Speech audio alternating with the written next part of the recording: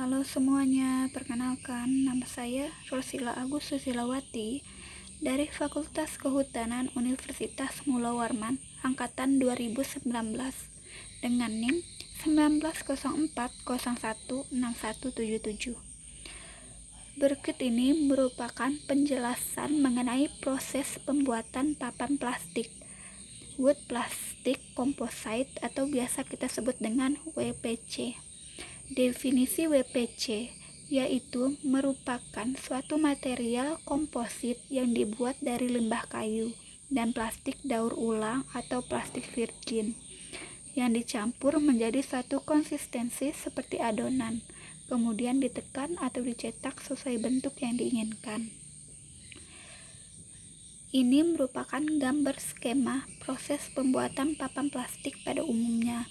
Yang pertama yaitu persiapan bahan baku meliputi pembuatan matrik, pembuatan pengisi atau filler, selanjutnya pengeringan, penyaringan, perhitungan bahan baku, pencampuran, pencetakan, pengempaan, pengkondisian, pemotongan, dan yang terakhir yaitu pengujian sifat fisik dan sifat mekanika. Pertama-tama yaitu persiapan bahan baku. Bahan inti untuk membuat produk WPC adalah plastik dan kayu. Bahan pertama adalah plastik.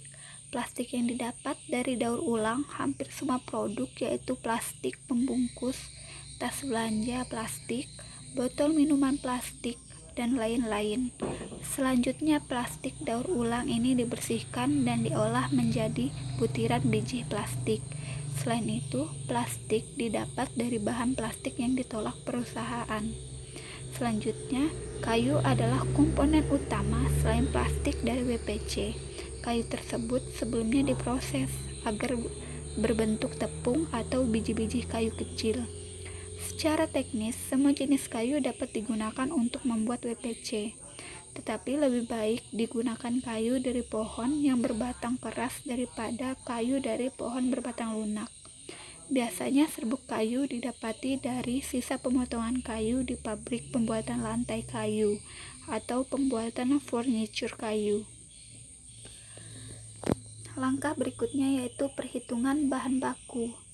Perhitungan bahan baku ini sangatlah penting karena akan menentukan hasil dan kualitas dari papan yang telah kita buat. Dan selanjutnya pencampuran dan pencetakan bahan baku. Sebelum dilakukan pencampuran, tepung atau biji kayu yang digunakan dalam pembuatan WPC harus mengandung air dengan jumlah yang sangat sedikit jika dibandingkan dengan kayu di alam. Maka dari itu, sebelum dimasukkan ke dalam mesin pencampuran kayu, akan dipanaskan dan dikeringkan sampai tidak memiliki kandungan air. Setelah demikian, maka biji kayu dan plastik dapat dicampur. Berikutnya yaitu pengempaan panas. Bahan yang telah dicampur kemudian dikempa dengan tekanan dan temperatur tinggi untuk membentuk papan dan komponen sehingga bahan-bahan dapat merekat dengan baik. Berikut ini merupakan penampilan dari papan WPC yang telah dikempa. Langkah berikutnya yaitu conditioning. Produk yang sudah memiliki bentuk yang sesuai tetapi masih sangat panas sehingga produk belum kaku atau keras. Kekakuan akan terjadi bila produk sudah dingin. Maka proses ini bertujuan untuk mendinginkan WPC agar keras. Biasanya pendinginan ini menggunakan cara yang alami, yaitu menggunakan udara. Selanjutnya yaitu pemotongan atau pembuatan contoh uji. Setelah produk mendingin sampai titik di mana permukaan produk bisa mendapatkan cetakan akhir pada permukaannya. Proses mencetak ini menggunakan roda besar. Setelah itu dilakukan pengecekan ulang kepada produk untuk memastikan apakah produk sesuai dengan yang diinginkan. Pemotongan produk sesuai dengan panjang yang diinginkan.